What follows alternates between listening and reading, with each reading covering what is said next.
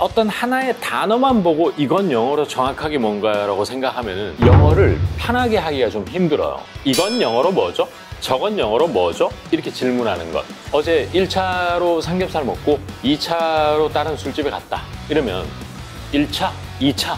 그러면 first, second 이렇게 할 수가 없단 말이에요. 단어가 아니라 내용을 전달해야 된다. 이런 것들을 집중적으로 건드려주는 게 이런 거 확 내는 방법이에요. 먼저 시작하기 전에 여러분들의 동기부여를 위해서 저희 인터넷 강의 들으시는 분들의 단톡방에 남겨진 글 한번 읽어드리면서 시작하겠습니다. 나의 경험담이라는 제목으로 글을 남겨주셨는데요. 오늘 달리기를 처음으로 5km 완주했습니다. 한 번도 도전해보지 않았고 시간 나는 대로 달리기와 기구 운동을 했는데 인강을 한번 완강하고 나니 운동도 체계적으로 해보고 싶은 마음에 어플을 깔고 도전해보았는데 38분 22초 만에 성공했습니다. 또한 반복 강의를 들으며 1일 1강 목표를 잡고 노트 필기와 복습 카드로 외우기 리뷰 테스트를 했는데 생각보다 저희 실력이 향상되어 5강까지 마칠 수 있었습니다. 스스로도 놀라고 있는 중입니다. 그래서 혹시 하시다가 그만두시거나 게으름이 올라오더라도 묵묵히 다시 시작하시고 힘을 내보시라고 이렇게 경험담을 남깁니다. 꾸준히 하다 보면 어느새 성장해 있는 자신과 만나게 되고 자신감도 충만해지는 것 같습니다. 포기하지만 않는다면 반드시 자신이 정한 목표까지 꼭 이룰 수 있는 미친 시스템인 것 같습니다. 미친 시스템이라고 하셨고요. 60 중반인 할머니도 해내고 있답니다. 함께 힘내서 같이 가보아요. 아직은 왕왕초보이지만 프리토킹이 될 때까지 해보려고요. 감사합니다. 라고 되어 있습니다. 자, 60대 중반의 나이에도 영어를 이렇게 야무지게 공부하고 있다는 거에 대해서 멀리서나마 저도 힘을 보태고 싶고 응원하겠습니다. 제가 할 수 있는 일은 이런 영상을 통해서 여러분들의 동기부여, 또 좋은 책, 양질의 책, 도움이 될 수 있는 책을 집필하고 인강을 촬영해서 여러분들에게 찾아가는 것이 저에게 또 맡겨진 소명이 아닌가 그런 생각이 듭니다.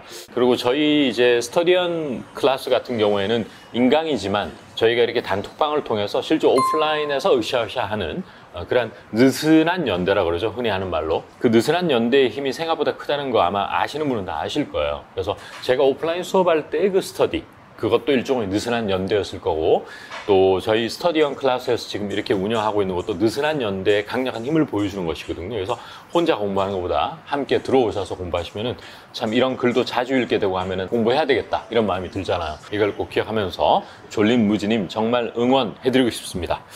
자, 그리고 이제 오늘의 주제에 관해서 한번 얘기를 한번 해보면, 여러분 전문 용어로 1:1 대응이라는 게 있어요. 1:1 대응. 즉 이건 영어로 뭐죠? 저건 영어로 뭐죠? 이렇게 질문하는 것. 친구들하고 모였는데 1차는 어디에서 뭘 먹고 2차는 어디에서 뭘 먹었다. 이러면 1차가 영어로 뭐예요? 2차가 영어로 뭐예요? 이렇게 질문하는 학생이 많고요. 자, 그런데 그 원인이 어디에서 나왔냐면은 본질적으로는 우리말 품사가 명사면 영어로도 대응되는 정확한 명사를 찾고자 하는 본능이 발동되기 때문에 그 문제가 생기는 거예요.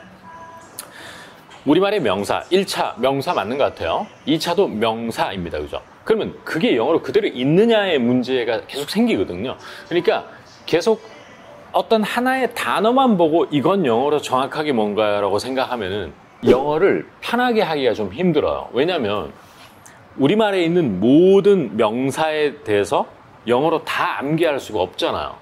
그러면 다르게 표현할 수 있는 방법을, 그 능력을 길러야 되거든요. 예를 들어서 여러분 이런 거 하나 보세요. 어제 1차로 삼겹살 먹고 2차로 다른 술집에 갔다. 이러면 1차, 2차. 그러면 first, second 이렇게 할 수가 없단 말이에요. 1차라는 표현을 여러분이 모를 수 있잖아요. 그죠? 그 다음에 안다 하더라도 또 어떤 문제가 생기냐면 그게 떠오르지가 않는 경우가 되게 많거든요. 그래서 많은 원어민들은 어떻게 표현하냐면은, 자, 제가 한번 읽어드릴 때 한번 들어보세요.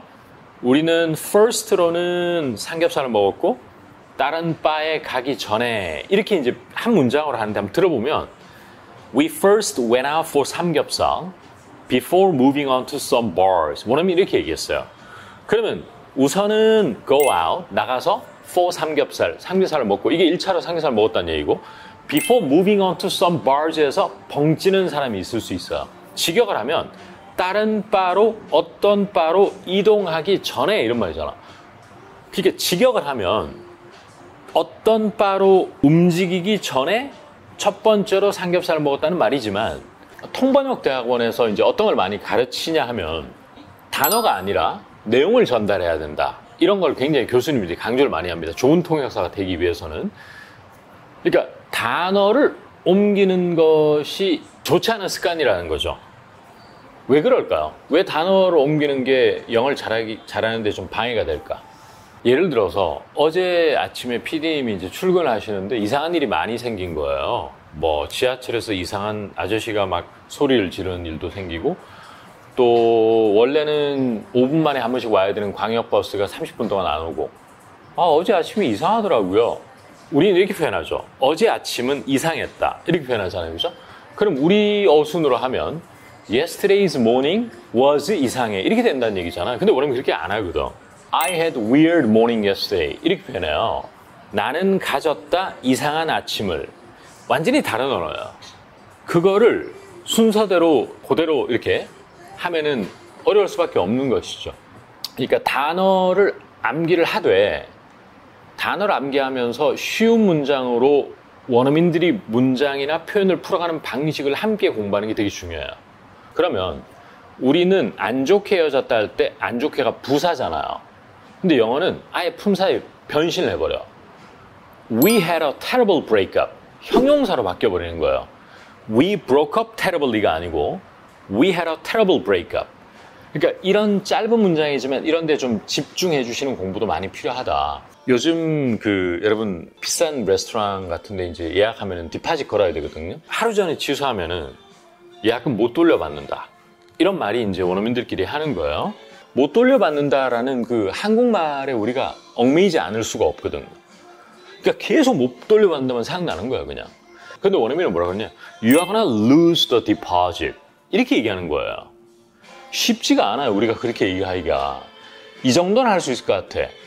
Cannot get your money back. 이 정도는 할 수 있어. 왜? 한국말이 못 돌려받으니까 이 정도는 떠올릴 수 있거든? 근데 lose를 도저히 못 떠올리는 거야.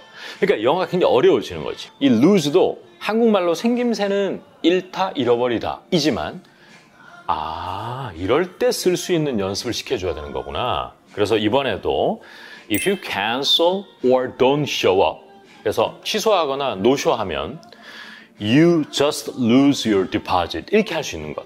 이것이 바로 이런 것들을 집중적으로 건드려주는 게 영어가 확 느는 방법이에요. 아시겠죠? 그러니까 상황별 건수를 되게 저 같은 강사나 작가가 꿰뚫고 있어야 되는 거야. 한국 사람들이 주로 이럴 때 루즈를 놓치다는 것을 경험치를 가지고 있어야 되는 거지. 그래서 오늘은 1차, 2차, 그 다음에 어제 아침 좀 이상했다. 그 다음에 돈 못 돌려받는다를 그냥 편하게 너 잃게 된다라고 해서 lose. 이러면은 영어가 툭툭툭툭 튀어나오는 경험을 하게 되죠. 그래서 그 말씀 한번 드리고 싶습니다.